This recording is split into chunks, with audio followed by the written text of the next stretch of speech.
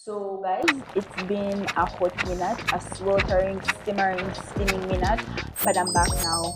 I'm back. Do not be afraid. I'm fine. I'm okay. Thank you for your time.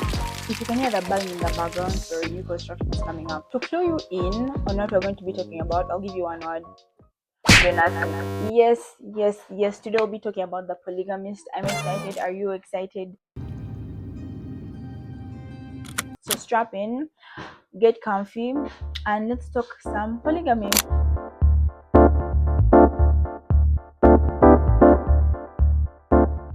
Also, if you've been asking, thank you.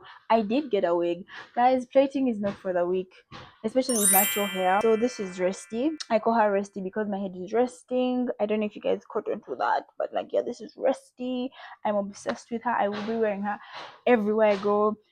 Okay, so The Polygamist is a South African show that's been adapted by a novel by a Zimbabwean author called Sue Nyathi. I hope I'm saying that right. And the book has the same name as the show, right? So the show is centered around the Gomaras, and it's this superpower family. We have Joyce and Jonasi. Joyce came from like a well-to-do background, but Jonasi came from Jonasi comes from like a slum and then moves to the city and works his way up, right? Later in life, they formed J&J Company. Have no idea whatsoever what the company does because every second you're breathing a sigh of relief, bam, something happens, bam, something happens. So I never really understood what the company does. I just know it's a really, really big deal and they get tenders and bids. So everything looks picture perfect. So the moment Matipa meets Jonasi, she wants him down bad and she does everything in her part. Oh my gosh. Okay, so for today's video, what I'm going to be doing, I'll just talk about the most jaw-dropping, most tantalizing, most jarring events of the show, and we'll call it a wrap because I need someone to talk to because people are fed up with me with this show, right? One of the things that like amazed me in this show was how Joyce always gave Jonasi the benefit of the doubt. So there's this scene where Joyce confronts Jonasi, he gaslights her, runs out of the house and is going to see Matipa, and she literally begs him, like she grabs his foot and begs him not to go. I sat there like, oh, oh girl. Okay. First of all, Matipa was always in their house. Secondly, when she acknowledges the twins and allows them to grow up, I was like, okay, that's very big of you. Oh my god, Joyce, please, for the love of God, just leave this man. The other thing where I was like, whoa, Joyce, you must stand up, is when Jonasi was beating up the kids upstairs. The second thing where my jaw was dropping was some of the style choices. Number one, Joyce's lip combo. Look, I don't know much about makeup. I don't know much about it, but I feel like they had such a budget. But all we had was that maroon, and maybe that's like her signature like lip combo. Imagine a bold red lip on Joyce. Oh, and in some of the scenes, I feel like it would have been so dramatic and made such impact, but I digress. The second thing was Sarah. And for Sarah, we have to break it down into two categories. There's her hair, and then there's her wardrobe. Why was Sarah tucking up to here? You can't even see, but like Sarah was tucking up to her breast up here. Look, outfit one, outfit two, outfit three, and she's still tucking it up to here. The other thing about Sarah, let's start with her hair. Sarah had braids the whole show, which is not bad. It's just that there was this point when they wanted to, I guess, let us know she has changed her hair. I think they put locks or something at the front, but it didn't look good at all. And they should have just left her with the braids throughout the show because Matipa's wig. What the hell? Matipa was supposed to be such a baddie. All I could look at was her lace front and how like they had pushed it like through here and how the lace was lifting. I don't know much about wigs. Granted, I'm new to the game. But what was that? Tapped on screen. I knew who she was supposed to be, but my eyes are focused on that lace front. I was so confused. I couldn't stop looking at it. I felt so bad for her because her acting was on point, everything was on point, but I was just so distracted by the lace front. The next thing that made my jaw drop was Sarah's story. First of all, you can tell from the beginning that Sarah is so envious of Mpome. From stealing her phone to the looks she was getting to the way she was always admiring the house. I was always suspicious of her. Sarah is Essie and Jonas's kid. Huh? Guys, at that point I was so confused. I was like, what? Now the story between Jonasi and Essie is when they were both like now the story between Jonasi and Essie is that when they were both broke and poor, they had themselves, like they were always going to be together. But then Jonasi goes to the city to study. They get traditionally married, but then he has to go to school, so he goes to the city. Ate is he picking up Essie's call with his note. Then he comes back, buys her a car, and then now they start buys her a car. Somewhere, somehow, they're all lying to Joyce that S is married to her brother Magesh. At that point in time, I'm so confused with Essie. What does this man have that you would stay? He, he's making you hide your kid. He's making it seem like you're together with your brother. Oh, that was nasty. That was nasty work. And the fact that Essie remained after that is beyond me. Is beyond me. The other thing is she exposes to everyone that Jonas is her dad. We're feeling bad for Sarah. Then remember, Sarah is not a good person. She exposes she exposes the secret to the Gomaras with the intention of hurting them. I think that intention makes it low-key clear that okay, yeah, she's hurt, but she's also still not a good person. The other thing she does that's really weird, she sleeps with Mpume's boyfriend. The other thing is she tries to kiss Magesh. Like full on making out with the person that she thought of as a father figure. Okay, you don't think of him as a father figure. She thought of him as her uncle. You still with me? You still with me? Okay. Sarah for me. And I don't know why she didn't realize earlier that Jonasi was never going to really look at her as the daughter he always wanted. It's just really sad to watch. Like the more she tried and the harder she tried to like have this relationship with him, the more he put at a distance, which was sad to watch.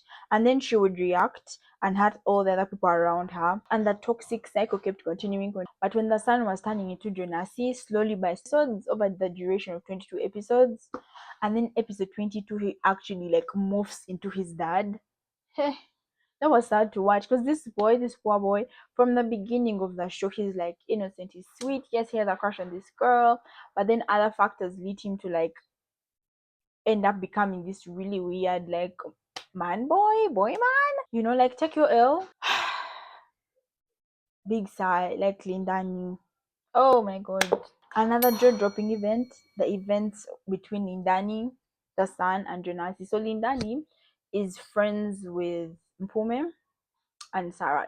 They're like three friends, right? Lindani has a boyfriend, but she wants to get out of the ghetto.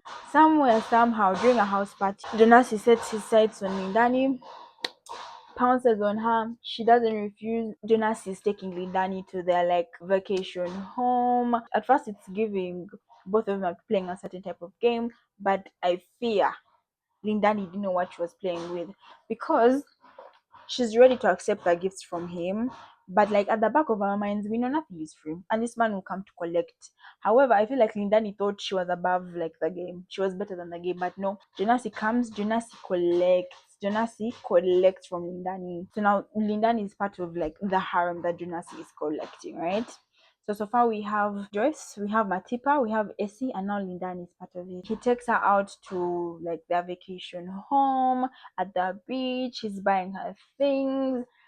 She's eating 11-course meals. Like this is the life Lindani wanted all along. You have to remember that Lindani was always in Nagomara's house. And Joyce was like her second mom because she didn't have a good relationship with her mother. And it just sucked to see how Lindani like threw away the relationship with Mpume just like that for like the finer things in life. Like it just because I just felt bad for Mpume. Like who can you trust?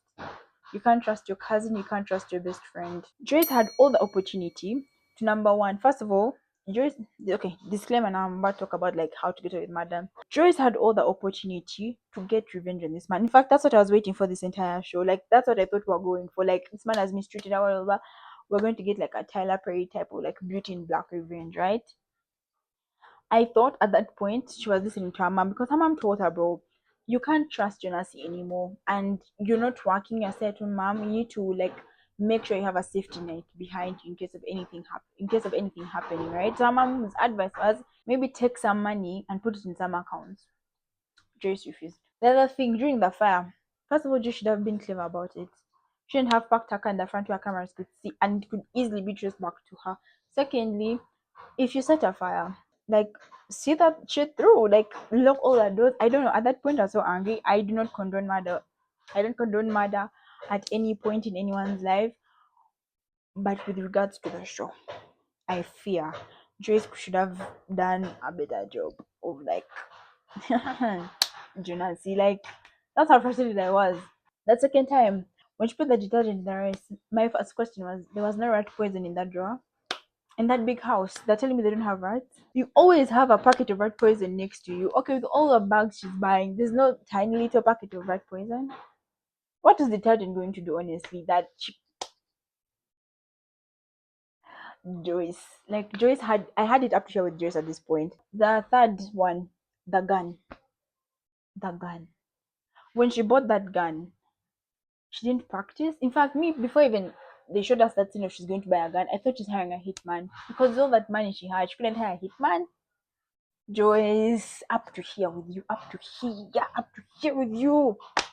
She had too much opportunity to get rid of this man. I'm not blaming her for the things that happened after that. I'm just saying she could have ended him. Last but not least, because I know I've forgotten a lot, but these are things that really pissed me off when I was watching the show. Finding out it was all a dream. First of all, when it ended, I was like, okay, Fuchs, like the women have survived because Jonasi terrorizes women, even in like his last moments.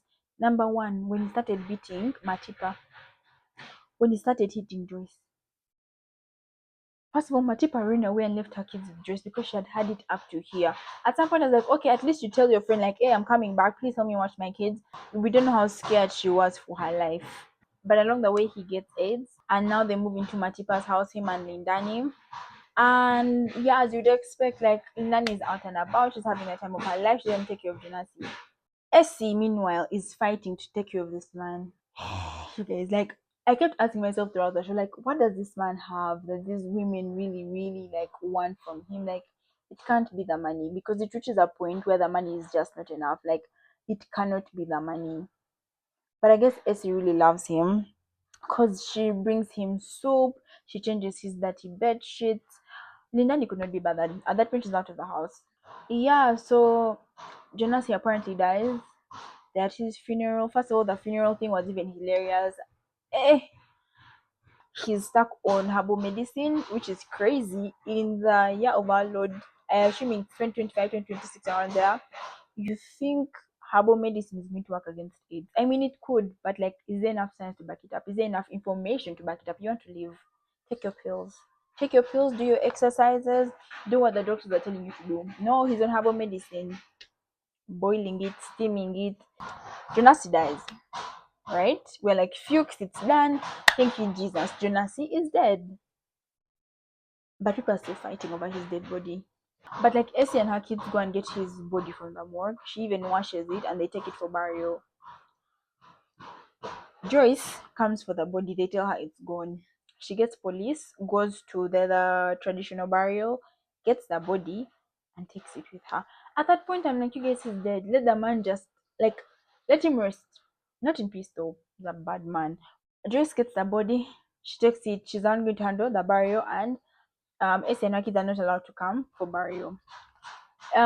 Joyce's thing is more, I would say, fancy. It's a fancy, but I don't know what makes a burial fancy, but it's a fancier burial.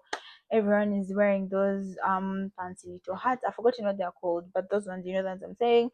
Um, Meanwhile, the son has been sold by Lindani, and they get together. Scary. Are you kidding me? Like, are you honestly joking? 22 episodes for all of this to be a dream? First of all, guys, welcome back from that little short break I gave you all. Now prepare to be sick of me. Me and Rusty, we come as a package deal. Don't forget to like and subscribe to the video and leave a comment in the comment section below, guys. We need to talk about this show because the headache, the trauma, and yeah, we thank the movie gods that guys are now waking up. We need longer shows. It used to be 25. It went down to 16, then it went to 10 episodes, then went to 8. Now we have 6 episode series. And I know there's a short series, but oh my god. But like, yes, the movie Supreme Beings have answered, and now we're going back to longer episodes in series. And yeah, the world is low-key healing itself. Thanks for watching. Don't forget to subscribe. And if you haven't subscribed, Rusty, look at her, look in her eyes. Rusty is judging you. Like, support the channel.